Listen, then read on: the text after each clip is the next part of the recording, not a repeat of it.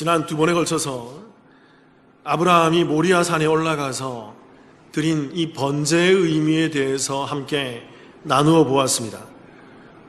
자, 여러분께 충분히 설명드렸죠. 이 사건의 시작은 하나님의 시험이었다라는 것입니다. 하나님의 시험이라는 거예요. 그래서 여러분 창세기 22장 1절의 말씀을 같이 한번 읽어보겠습니다. 시작. 그 일 후에 하나님이 아브라함을 시험하시려고 그를 부르시되 아브라함아 하시니 그가 이르되 내가 여기 있나이다. 하나님께서 아브라함을 시험하기 위해서 모리아 땅으로 부르셨다라는 거죠. 근데 이 시험이란 단어가 히브리어로 나사란 말이에요. 이게 시도하다 또는 감행하다, 시험하다란 말인데 이게 히브리어 문법으로 PL형이라고 기록되어 있습니다. 이건 뭐냐면 강조형인데 좀 더 강조되는 거예요. 강조 능동형입니다. 그러니까 이것은 그냥 능동이 아니라, 그냥 강조가 아니라 하나님께서 강조하고 능동적으로 더 의지를 세워서 이 일을 진행하고 있다는 것입니다. 무슨 말일까요? 하나님께서 어떤 목적과 어떤 의지를 가지고 계획을 가지고서 하나님께서 이 시험을, 아브라함이 독자 이삭을 바치는 이 시험을 일부러 진행하고 계시다라는 거예요. 그러니까 이 시험을 통해서 아브라함은 무엇을 알게 되는 거죠? 우리가 지난 2주 동안 충분히 살펴보았습니다. 앞으로 이 모리아 산에서 벌어질 일에 대해서 아브라함은 깨닫게 되었던 거예요. 그동안 나를 인도해 오셨던 하나님의 모습을 통해서, 그리고 이 모리아 산에서 벌어지고 있는 이 시험을 통해서 하나님은 그의 모든 평생을 인도하신 하나님의 손길을 통해서 이 모리아 산을 통해서 그가 이 양이 죽고 이 양 대신에 이 이삭이 살아나는 이 모습을 보면서 앞으로 이곳 모리아 산에서 이와 같은 일이 진행될 것임을 깨닫게 되었던 거예요. 그래서 그가 여호와 이레의 그 미왈료테이의 고백을 한다고요. 이 고백은 하나님께서 이와 같이 준비했다란 말이 아니었습니다. 무슨 말씀이죠? 미완료되었다고요. 하나님께서 앞으로 이 산에서, 앞으로 이 예배 드리는 산, 앞으로 이 번제 드리는 이 산에서 이와 같은 이 번제를 진행하실 것이다. 앞으로 이 일이 나타날 거야, 보게 될 거야 라는 그 미완료태의 고백을 하고 있다는 것이죠. 그리고 하나님께서는 이 아브라함 이후 시간의 역사를 통해서 다윗 왕에게 이 모리아 산에서 정당한 값으로 이 땅을 구입하도록 만드는 것입니다. 그 더 지나서 솔로몬 시대에 무엇을 건축하게 했죠? 이곳에서 정확히 이 아브라함이 이삭을 드렸던 그 바위가 있는 그 장소에 성전을 짓는 거예요. 정확히 그 장소에 성전을 짓는 거죠. 그리고 이 성전에서 매일같이 이 처음에 계시되었던 이 양이, 흠없는 어린 양이 매일같이 번제로 드려졌던 거죠. 그러니까 이곳에서 계속 하나님께서는 무엇을 설명하고 있는 것입니까? 그 오실 메시아, 그 예수 그리스도에 대해서 계획하고 진행하시며 성취하시는 그 구속사를 계속 말씀해 주고 있었던 거예요. 그리고 궁극적으로 때가 되었을 때 하나님께서 완성하시고자 하는 그 성전은 그 예수 그리스도를 통해서 이 땅 가운데 임하시게 되는 것입니다. 그 온전한 번제로, 그 온전한 어린 양으로, 완벽한 어린 양으로 이 땅 가운데 오시는 거죠. 그리고 예수를 통해서, 여러분 기억나시죠? 계시록에서 무엇이 이 땅에 내려오는 것입니까? 새하늘과 새 땅에 있는 이 새 예루살렘 성전이 이 땅에 내려오는데 그것은 건물이 아니라 누구다? 바로 예수 그리스도를 믿는 믿음으로 받아들이는 믿음의 성도의 모습이라는 것입니다. 그것이 하나님께서 이 땅에 완성할 그 새 예루살렘 성전의 정확한 모습이라는 거죠. 바로 우리들이라는 거예요.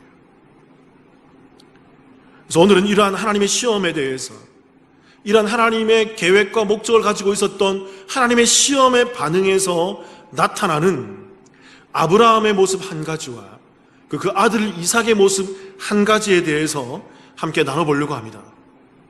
오늘 하나님의 시험에 아브라함과 이삭이 보인 반응이 무엇일까요?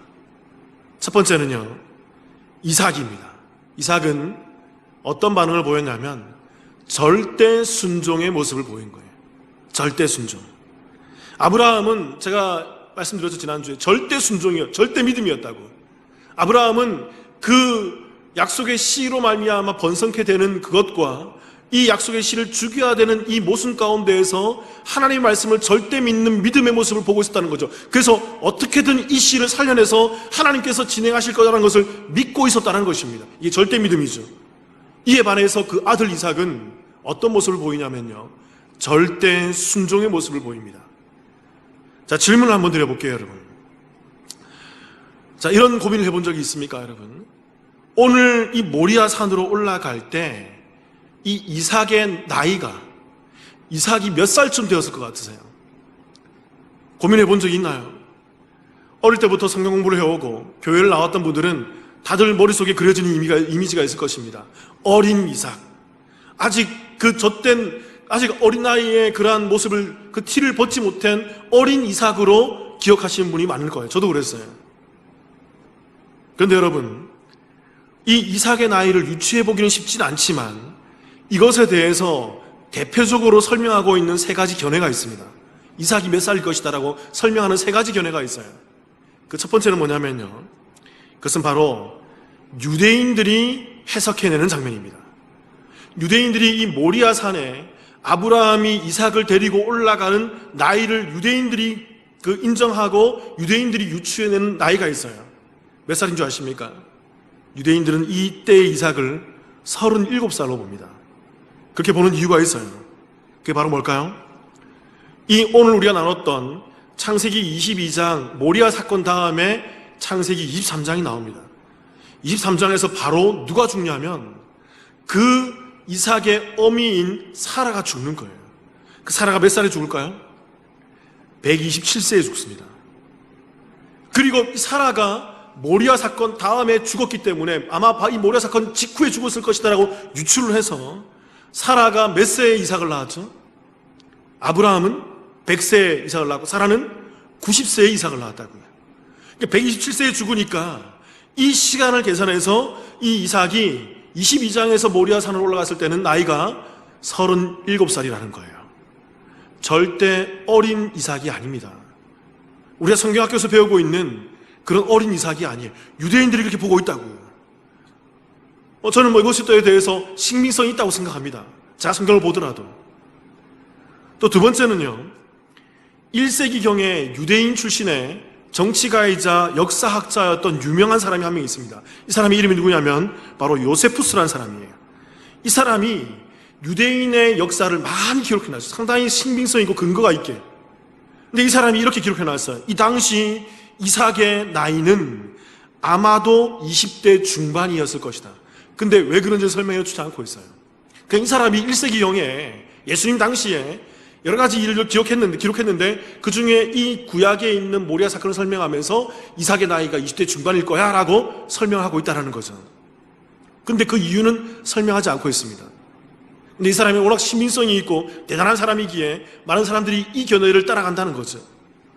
세 번째 견해가 제일 중요합니다. 저는 이 세 번째 견해를 지지하고 주장해요.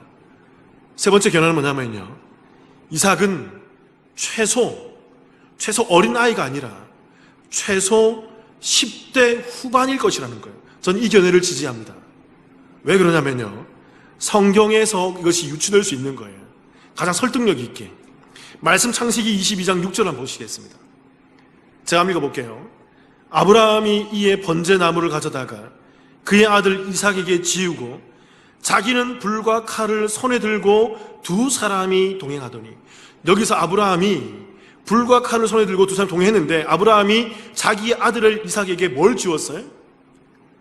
번제나무를 가져다가 이삭에게 지워줬어요. 그러니까 이삭이 이 번제할 나무를 짊어지고 자기가 죽을 그 장소에 자기를 태울 그 나무를 짊어지고 모리아 산으로 올라가는 거죠. 제가 아마 신년 1월 1일 날 설명드렸던 것 같아요. 번제라는 것은요, 모든 것을 태우는 것입니다. 재물의 모든 것을 태워요. 가죽과 뼈와 모든 다 분리해서, 그 살과 뼈를 분리해서 그 가죽 안에 있는 그 살과 그 모든 다 태워버린다고요. 하나도 남김없이 다 재로 만드는 거예요. 그렇게 여러분 번제를 하기 위해서는 어느 정도의 장작이 필요할까요? 꽤 많이 필요합니다. 그렇게 하진 않았지만 이 이삭을 완전히 제화시키고 완전히 소각하려고 그러면 약간의 장작을 모닥불로는 안 되는 거예요. 굉장히 어떻게 보면 우리 사람의 몸에 한 2배, 3배 되는 그러한 장작을 지고 올라갔어야 되는 거죠. 그것을 아버지는 나이가 들어서 못 지고 올라가니까 이 이삭에게 맡긴 것입니다. 이삭이 이것을 지고 올라간 거죠. 어린아이가 할 수 있을까요? 그래서 많은 신학자들이 최소 이삭이 10대 후반일 것이다 라고 이렇게 설명하고 있다는 것입니다. 굉장히 힘이 넘치는 시기였을 거예요. 아주 건장한 시기였을 거라고요.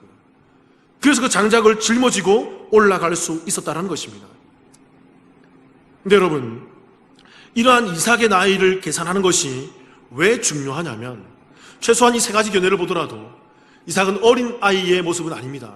최소 건장한 장년 이상의, 청년 이상의 그러한 모습을 견지하고 있는 이삭의 나이라는 거죠. 그러니까 이러한 것을 계산하는 것이 왜 중요하냐면 창세기 22장 9절 10절에 있는 모습 때문에 그래요. 자, 다시 한번 읽어볼게요. 보세요. 9절. 하나님이 그에게 일러주신 곳에 이른지라. 이에 아브라함이 그곳에 제단을 쌓고 나무를 벌려놓고 그의 아들 이삭을 결박하여 제단 나무 위에 놓고 10절. 손을 내밀어 칼을 잡고 그 아들을 잡으려 하니. 자, 오늘 한 가지 용법을 설명드릴게요. 히브리어로 와우 계속적 용법이라는 게 있습니다. 이 와우 계속적 용법이 한 단어인데, 와우란 단어인데, 이 단어가 어떤 동사에 딱 붙어버리면 어떤 의미냐면요, 연속의 동작이라는 거예요. 지체하지 않고 계속적으로 진행됐다는 것입니다. 그래서 이 문법을 뭐라고 얘기하냐면 와우 계속적 용법이라고 그래요. 자, 읽어드렸던 아까 노란 글씨로 표현했던 그 말 가운데 하나님이 그에게 일러주신 것이 이른지라. 모리아산에 이르렀고, 그리고 제단을 쌓고 나무를 벌려놓고 이삭을 결박하고 제단 위에 올려놓고 칼을 잡는 행위까지 어떤 행위냐면 이건 한 그림이에요. 한 그림으로 돌아가는 거라고요. 그래서 아브라함이 이것을 지체하지 않고 한 번에 진행하는 거죠. 연속적으로 진행하는 사건이라는 것입니다. 그러니까 이러한 일련의 동작 속에 여기서 중요한 질문이 하나 있어요, 여러분. 이삭이 반항한 흔적이 없다라는 것입니다. 9절에 보면 결박하다라는 단어가 나옵니다. 이 단어가 히브리어로 아카드란 말이에요. 아카드 또는 아케다라는 말이에요. 이 결박하다는 단어가 이것이 어떤 말이냐면 묶다, 매단데 이것이 어떤 의미냐면 강하게 매듭을 묶는 것입니다. 강하게 끈을 묶는 거예요. 매는 거예요. 그냥 묶는 게 아니고 아주 옥죄어 오는 것입니다. 그러니까 여러분, 그 아버지 아브라함이 이 모리아 산에 이르러서 번제를 드리고 이 이삭을 잡아서 제단 위에 올려놓는 이 모든 일을 한 번에 진행하는데 이삭이 이 가운데에서 어떠한 반항이나 어떠한 항변을 하고 있지 않더라는 거예요. 잘 생각해 보세요. 이삭이 건장했다고요. 최소 나이가 10대 후반의 건장한 청장년의 그러한 모습이었다고요. 자신의 힘으로 아버지 아브라함을 충분히 120, 30세 되는 아버지 아브라함을 충분히 제어할 수 있는 나이였다고요. 그러나 이삭은 여기서 반항하지 않는 모습을 보이고 있더라는 것입니다. 그래서 한 성경학자가 이 이삭이 반항을 하지 않고 오히려 무엇을 했다고 얘기하냐면 이렇게 표현을 해놨어요. 아버지가 자기를 번제단에 올려놓고 죽이는 것을 오히려 이삭이 반항하지 않고 허락했을 것이다. 허락했을 것이다. 창세기 22장 10절의 말씀을 제가 읽어볼게요. 손을 내밀어 칼을 잡고 그 아들을 잡으려 하니. 자, 지난주에 말씀드렸죠. 이 칼이 무슨 칼이다? 도살용 칼이다. 잡을 때 어떤 행위를 취했다? 도축할 때 그 모습을 취한 거죠. 그러니까 이 정말 말도 안 되는 이 상황 가운데에서 이 아들 이삭이 어떤 반항도 하지 않고 항변도 하지 않고 몸부림도 치지 않고 도망가지 않고 아버지 아브라함이 한 번에 이 모든 것을 진행할 수 있도록 허용하고 허락해줬다고 밖에는 표현할 길이 없는 거예요. 여러분, 이러한 이삭의 모습을 어떻게 이해할 수 있습니까? 여러분, 어떻게 이해하십니까? 신학자들이 이것에 대해서 다음과 같이 말합니다. 아마도 이삭은, 이렇게 표현한 신학자가 있어요. 아마도 이삭은 아버지의 의도를 알고 또 하나님의 시험의 의도를 알고 먼저 번제단에 뛰어 올라갔을 것이다. 그리고 이렇게 외쳤을 거라는 거예요. 아버지, 묶으세요. 제가 죽겠습니다. 이러한 해석밖에는 나오지 않아요, 이 본문에서. 그리고 유대인들이 이 장면을 어떻게 보냐면요, 유대인들이 이 장면을 창세기 22장에 이 결박하다, 아까 나눴잖아요. 이 결박하다라는 이 단어를 아케다 사건이라고, 유대인 사회에서는 굉장히 유명한 사건입니다. 그들의 그 역사 가운데 굉장히 의미 있는 사건이에요. 그래서 이것을 아케다 사건이라고 명명하면서 반항하지 않고 오히려 허락을 한, 결박을 당한 이삭의 이 순종을 높게 평가하고 그들이 굉장히 자부심을 가지고 있는 거죠. 그래서 그들의 조상 아브라함도 대단하지만 그 아브라함의 아들 이삭이 그 아버지 절대 믿음에 반응하여 이 아들 이삭이 절대 순종의 모습을 나타내고 있다는 것입니다. 그래서 높게 평가해서 그들이 이 이삭의 순종을 아주 기리고 있는 거죠. 대단한 우리의 믿음의 조상이야. 그래서 유대인들은 이 모리아 산에서 드려지는 예배가 완벽한 예배였다라고 설명을 합니다. 이 예배가 어떤 예배였죠? 지금까지 우리가 설명했던 것과 똑같아요. 아버지의 절대적인 믿음과 아들의 절대 순종이 어우러져 있는 완벽한 예배. 이 모리아산이 이 예배야말로 참으로 완벽한 예배라는 거죠. 근데 여러분, 이것은 좀 한 가지가 부족합니다. 이런 해석은요, 전 여기서 한 가지를 더 첨언하려고 해요. 이삭의 이러한 절대 순종의 모습은요, 이 땅에 오시는 누구를 예표하고 있죠? 이 땅에 어린 양으로 오시는 예수 그리스도를 예표하고 있는 거예요. 그래서 그 모진 채찍과 창에도 반항하지 않고 온전히 결박당해서 죽음의 길을, 비아돌로로사 그 고난의 길을 걸어 올라가신 예수 그리스도의 모형을 정확히 설명해내고 있는 거예요. 유대인들은 이것을 모르는 거죠. 그들은 그 깊은 의미를 잘 알지만, 절대 순종의 깊은 의미를 알고 있지만 이 순종이 무엇을 예표하고 있고 무엇을 드러내고 있는지를 모르고 있다는 것입니다. 그래서 여러분, 유대인들은 지금도, 오늘날 지금도 그 아브라함이 드렸던 그 모리아 땅, 그 모리아 산, 옛날에 예루살렘 성전이 무너지고 지금 그곳에 뭐가 세워져 있죠? 이슬람 사원이 세워져 있잖아요. 황금 사원이 세워져 있잖아요. 그곳을 허물고 다시 예루살렘 제3성전을 세우기 위해서 그들은 목매달고 있는 거죠. 소원하고 있는 거죠. 이 땅에 진짜 성전으로 오신, 그 완벽한 성전으로 오신 예수 그리스도를 모르는 것입니다. 그게 여러분 가려진 거예요. 그 예수 그리스도로 말미암아 이 땅에 완벽한 성전으로 태어난 우리 성도를 모르는 거예요. 그 앞으로 새 땅에서 그 완벽한 성전으로 임하게 될, 그 변화되어서 부활체를 입고 변화될, 영원히 살아갈 우리 성도들의 성전됨을 이해 못하는 거예요. 해석은 잘했지만 영적인 깊이를 모르는 것입니다. 그래서 이사야서 53장 5절 6절 제가 읽어볼게요. 그가 찔림은 우리의 허물 때문이요 그가 상함은 우리의 죄악 때문이라. 그가 징계를 받음으로 우리는 평화를 누리고 그가 채찍에 맞음으로 우리는 나음을 받았도다. 우리는 다 양 같아서 그릇 행하여 각기 제 길로 갔거늘 여호와께서는 우리의 모두의 죄악을 그에게 담당시켰도다. 이 말씀이 무슨 말씀입니까? 구약에 나타난 정확한 메시아에 대한 예언 구절이죠. 예수 그리스도의 모습이잖아요. 유대인들이 알았다고, 이 모습을 보았다고요. 암송하고 있었다고요. 그런데 그리스도를 보지 못하는 것입니다. 그리고 그 다음 절에 7절에 보면 이런 말씀이 있어요. 같이 한번 읽어볼까요? 시작. 그가 곤욕을 당하여 괴로울 때에도 그의 입을 열지 아니하였으며 마치 도수장으로 끌려가는 어린 양과 털 깎는 자 앞에서 잠잠한 양같이 그의 입을 열지 아니하였도다. 메시아의 모습인 거예요. 예수님의 모습인 거죠. 그리고 이 모습은 과거 예수님이 오시기 2000년 전에 그 모리아 땅에서 나타났던 누구의 모습인가요? 바로 그 이삭의 모습인 거죠. 절대 순종의 모습인 것입니다. 자신을 죽이려고 하는 아버지 앞에서, 자신을 죽이려고 하는 그 로마 병정 앞에서 아무런 항변하지 않고, 항변할 만하지 않습니까? 그 곤욕과 그 괴로움과 수치 앞에서 입을 열어서 신음할 만도 하지 않습니까? 그런데 이삭과 예수님은 그 도살장, 도주장이죠. 그 끌려가는 어린 양과 같이 입도 열지 않고 그저 잠잠히 그 모든 것을 감당해내고 자신의 목을 들이내밀고 있는 그러한 모습. 오늘 이삭은 그 예수 그리스도의 모습을 그대로 모형적으로 나타나고 있는 거죠. 그러니까 여러분, 이런 질문 드려볼게요. 이 땅에서 드려지는 가장 완벽한 예배의 모습은 뭘까요? 유대인들이 말하는 아브라함의 절대 믿음과 그 아들 이삭의 절대 순종이 어우러지는 그 예배가 진짜 예배다. 아니에요. 그게 아니에요. 정말 완벽한 예배는 오늘 이 모리아산에서 힌트하고 있습니다. 어떤 예배죠? 모리아산은 예배의 산이에요. 아브라함은 예배 드리기 위해서 올라갔다고요. 그래서 아들 이삭을 바치려고 했지만 그 이삭 대신에 하나님께서 예비해 놓으신 어린 양이 죽고 이삭이 살아나는 그 예배를 드린 거죠. 그러니까 여러분, 완벽한 예배라는 것은 단순히 절대 믿음과 절대 순종이 어우러진 예배가 아니라 하나님이 예비해 놓으신 그 어린 양이 죽고 그 누군가가 살아나는 그 예배가 완벽한 예배라는 거죠.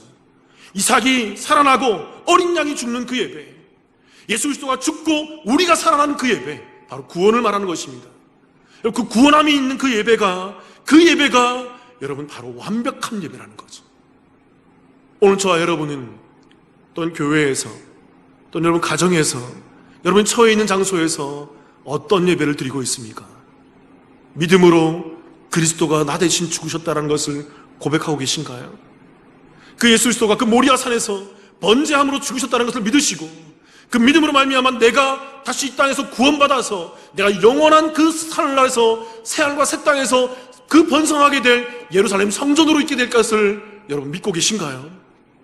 그런 믿음 가운데 그 예배가 드려지고 있다면 여러분 그 예배는 모리아산에서 드려졌던 그 예배, 2000년 후에 예수님이 오셔서 또 다시 한번 드렸던 그 예배, 그리고 오늘날 우리가 이 땅 가운데서 드려지고 있는 그 완벽함의 예배가 된다라는 거죠.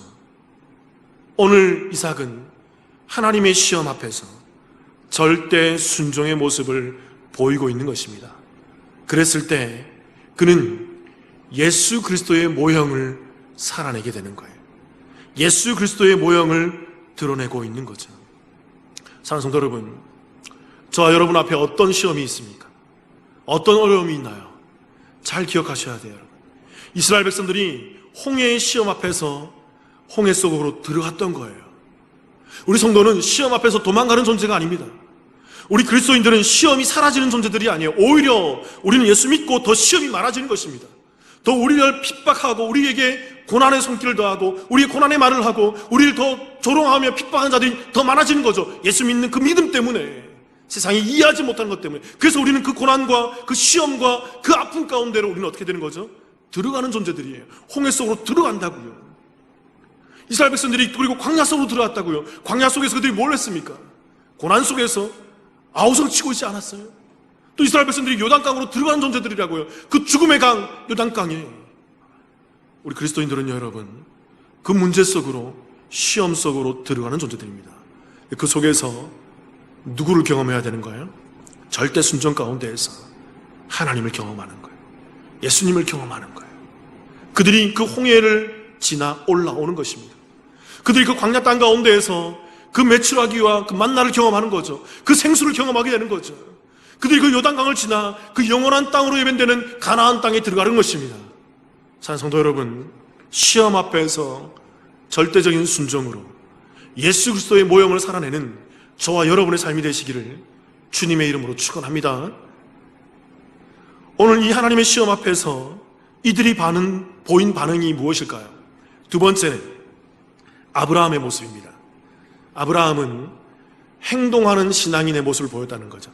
행동하는 사람이었다는 것입니다. 아브라함은 물론 절대 믿음을 보였지만 이삭처럼, 그러나 그에게 또 드러나는 또 다른 모습이 뭐냐면요, 그는 늘 행동하는 사람이었다는 것입니다. 말씀 창세기 22장 3절입니다.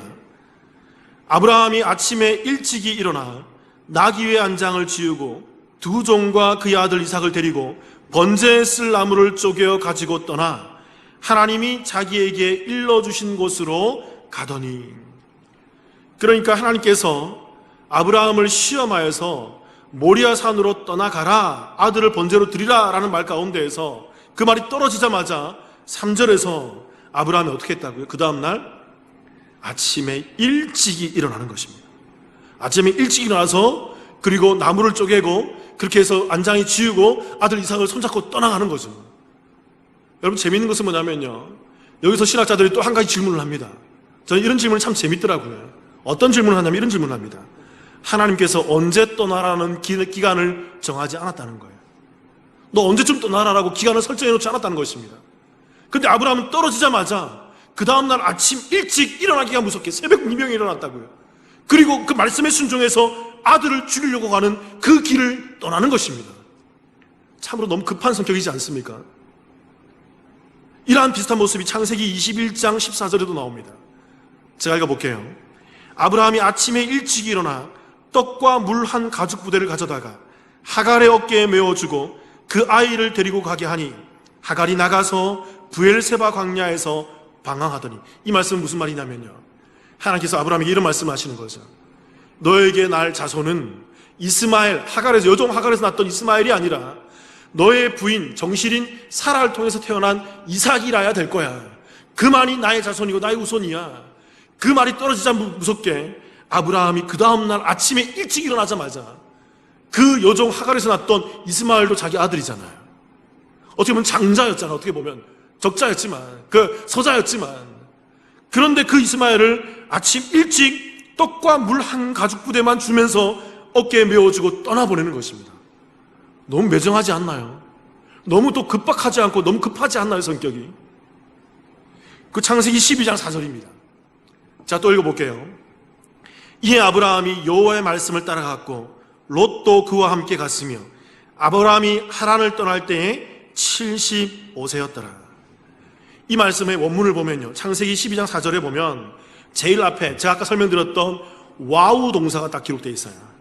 떠나갔다란 말 앞에. 그게 무슨 말이냐면 그 앞에 있던 3절의 말씀을 받자마자 바로 떠났음을 말하는 것입니다. 앞에 3절의 말씀이 뭐죠?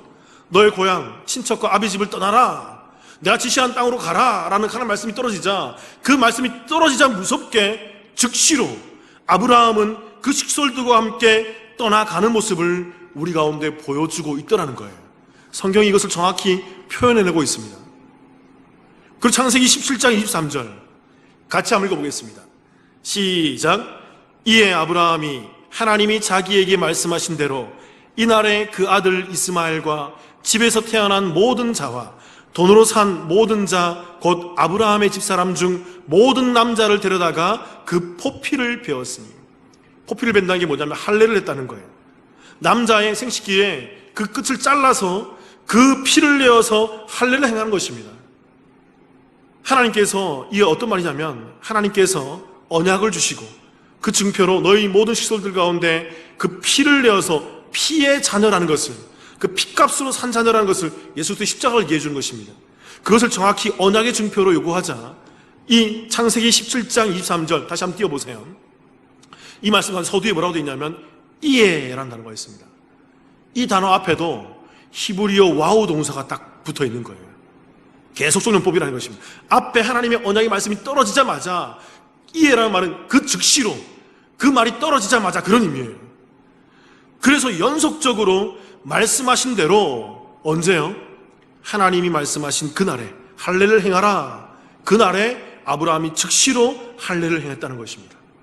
할례를 한 번도 해보지 않았어요. 그전에는 되게 두려운 거라고요. 이게 무서운 거라고요. 그런데 말씀이 떨어지자마자 그런 부싯돌로 포피를 베어내는 생전 처음 하는 이 피의 제사를 드리고 있더라는 것입니다. 그리고 창세기 22장 3절 제가 한번 읽어볼게요. 아브라함이 아침에 일찍 일어나 나귀의 안장을 지우고 두 종과 그의 아들 이삭을 데리고 번제에 쓸 나무를 쪼개어 가지고 떠나 하나님이 자기에게 일러주신 곳으로 가더니, 여기 보니까 동사가 띄워주세요. 동사가 모두 6개 나옵니다. 자, 표시해놨죠. 일어나, 지우고, 데리고, 쪼개어, 떠나, 가더니, 여기에 모두 와우 계속적용법이 기록되어 있어요. 딱 붙어 있다고요. 무슨 말이냐면 모두 다 한 번에 진행한 것입니다. 이것도 아브라함이 주저주저 한 게 아니고 그냥 바로 연습적으로 주저함 없이 다 진행한 거라고요. 그러니까 아브라함은 그 아침에 일찍 일어나서 부지런히 준비하고 있는 것입니다. 뭐 하기 위해서? 떠나가기 위해서. 그러니까 여러분, 아브라함은 하나님의 말씀이 떨어지자, 그 말씀이 확인되자 그는 주저하지 않고 너무 성급하게 너무 성급할 정도로 그는 행동하는 신앙인의 모습을 보여주고 있더라는 것이죠. 자, 질문 한번 드려볼게요, 여러분. 지혜가 무엇이라고 생각하십니까? 뭐가 지혜일까요? 어떤 분이 이렇게 얘기하시더라고요. 한번 따라해 볼까요, 여러분? 지혜에 대해서 이렇게 얘기하더라고요. 신중할 때 신중하고 과감할 때 과감한 것. 그러니까 지혜가 뭐냐면요, 신중할 때는 신중하고, 신중해야 될 때 신중해야 되죠. 그러니까 과감히 행할 때는 어떻게 해야 됩니까? 과감히 행하는 것이 지혜라는 것입니다. 그분이 이렇게 얘기하더라고요. 이것이 어긋맞게지면 안 된다는 거죠. 신중해야 될 때 과감하고 과감해야 될 때 신중하면 안 된다는 것이, 그건 미련한 거라는 거죠. 그렇지 않습니까? 저 맞다고 생각합니다.